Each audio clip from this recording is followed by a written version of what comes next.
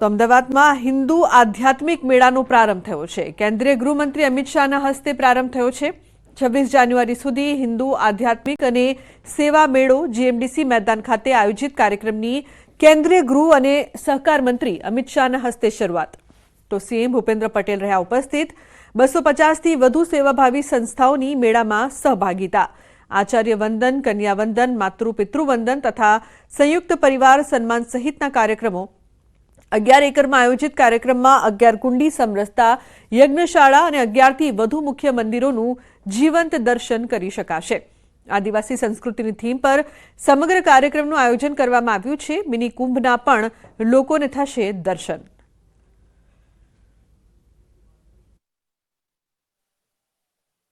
આજે અહીંયા આ હિન્દુ આધ્યાત્મિક સેવા મેળો જે જાગૃત થયો છે એ હિન્દુ સમાજની સેવાની પરંપરા ક્યારે પ્રચાર નતા કરતા। ન જાણે કેટલાય મઠ મંદિરો રોજ અન્નદાન કરતા હશે, ક્યારે પ્રચાર ના કર્યો। સ્વામિનારાયણના ગુરુકુલો લાખો આદિવાસીઓને ભણાયા, ક્યારે પ્રચાર ના કર્યો।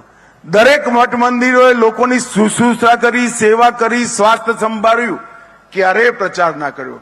પણ આ બધા મુખ સેવકોને એક મંચ પર લાવી સમાજની સામે હિન્દુ સમાજના વિરાટ સેવાના યજ્ઞનું દર્શન કરાવવાનું કામ રાષ્ટ્રીય સ્વયંસેવક સંઘે કર્યું છે।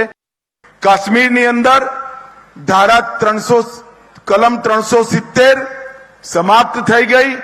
550 વર્ષ પછી રામલલ્લાનો વનવાસ પૂરો થયો અને અયોધ્યામાં ભવ્ય રામ મંદિર બન્યું। કાશી વિશ્વનાથનો કોરિડોર બન્યો।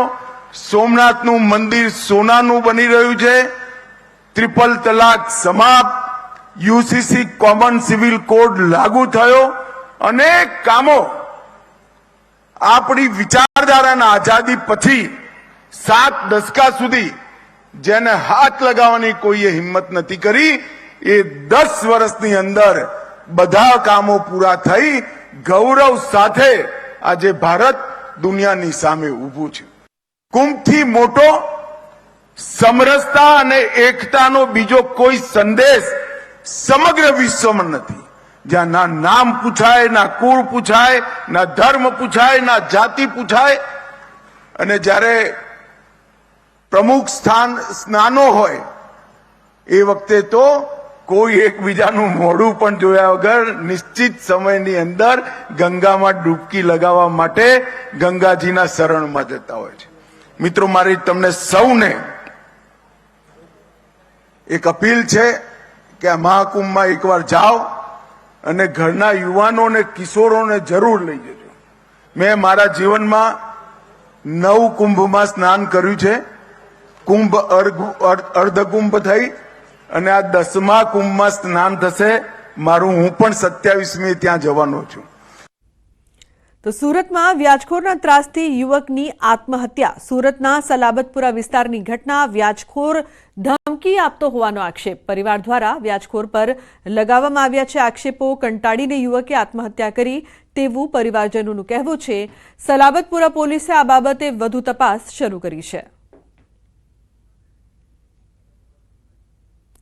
તો રાજકોટના જેતપુરમાં બળદેવધાર વિસ્તારમાં રહેતા પતિએ કરી પત્નીની હત્યા। પતિ પત્ની વચ્ચે કોઈ બાબતે ઝઘડો થતા માથાના ભાગે લાકડું મારી પતિએ પત્નીને મોતને ઘાટ ઉતારી દીધી।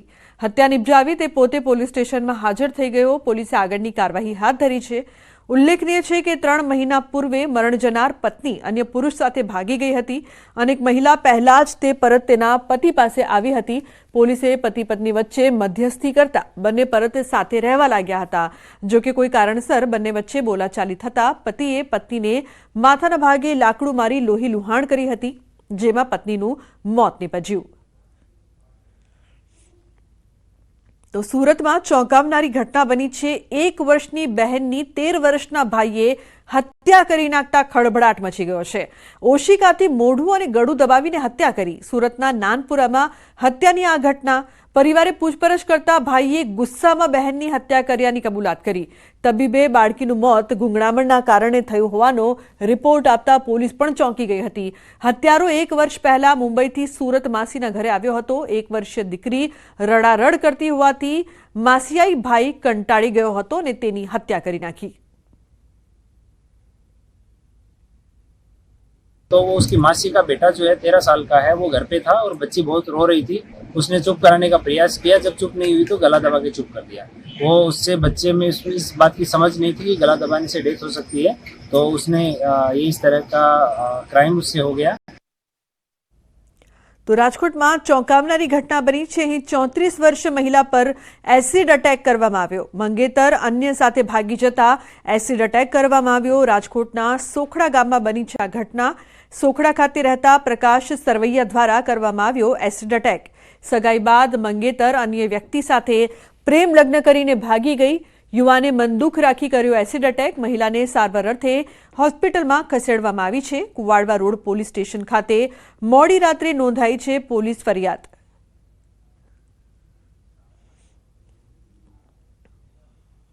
એને અમારી રેકી કરતો હોય તો ભલે, જેવા જણ બધા બહાર નીકળ્યા ને પોતપોતાના કામમાં, તરત એ આવ્યો ઘરે અને સીધો એસિડની બળની ભરીને સીધો અટેક જ કર્યો. મારી છોકરી 13 વર્ષની છે. મારો છોકરો તો નિશાળે ગયો હતો. 13 વર્ષની છોકરી હતી ને, એને શું ખબર કે આ કદાચ મગજ બહેણે, એટલે એને હું કરવા તો ધાર્યું જોઈએ કે છોકરી, પહેલાં તો છોકરીને જ એને ટાળી નાખવાની જરૂર, એના માથે નાખવાનો હતો. તો ખ્યાતિ હોસ્પિટલ કાંડમાં વધુ એક દર્દીનું મોત નીપજ્યું છે. એન્જિયોગ્રાફી કરાવ્યા બાદ મહેસાણાના દર્દીનું મોત નીપજ્યું છે. અત્યાર સુધીમાં 3 દર્દીના મોત. મહેસાણાના કડીના બોરીસણા ગામે ખ્યાતિ હોસ્પિટલ દ્વારા કેમ્પ યોજાયો હતો. 2.5 મહિના પહેલા બોરીસણા ગામમાં કેમ્પ યોજવામાં આવ્યો હતો. તો કેમ્પના બીજા દિવસે 19 દર્દીઓને અમદાવાદ લઈ જવાયા હતા, જેમાં એન્જિયોગ્રાફી અને એન્જિયોપ્લાસ્ટિક બાદ 2 દર્દીઓના થયા હતા મોત. ત્યારબાદ બોરીસણાના વધુ એક વ્યક્તિનું મોત નીપજ્યું. ખ્યાતિ હોસ્પિટલમાં કેમ્પ થયો હતો, ખ્યાતિ ગામમાં ખ્યાતિ હોસ્પિટલનો. તો એમાં એમને ચેકઅપ કરાયું. તો ચેકઅપ દ્વારા એમને હોસ્પિટલ વાળા ડોક્ટરો જે હતા એ લોકોએ એવું કીધું કે તમારે ત્યાં આગળ હોસ્પિટલમાં તમારે આવવું પડશે. ત્યાં હોસ્પિટલમાં ગયા, ટોટલ 19 જણા હતા. 19 જણા ગયા. એમાં કોઈને બી પૂછ્યા વગર, કોઈના સગા સંબંધીને કોઈને જાણ કર્યા વગર 19 જણની એન્જિયોગ્રાફી કરી નાખી. આયા પછી વધારે બીમાર રહેવા માંડ્યા અને એમને શ્વાસની તકલીફ પણ વધી ગઈ અને ઢીંચણની તકલીફ પણ વધી ગઈ હતી. તો વધુ એક આશાસ્પદ યુવાનનું હાર્ટ એટેકથી મોત નીપજ્યું છે. જૂનાગઢમાં પોલીસ દોડની પરીક્ષા આપવા આવેલા મૌલિક બારિયા નામના યુવકનું મોત નીપજ્યું. યુવક ઉનાનો રહેવાસી હતો. જૂનાગઢમાં દોડની પરીક્ષા પૂર્ણ કરી મિત્રના ઘરે ગયો હતો, જ્યાં યુવકનું મોત નીપજ્યું હતું. હાર્ટ એટેકના કારણે યુવકનું મોત નીપજ્યું હોવાનું પ્રાથમિક તારણ છે.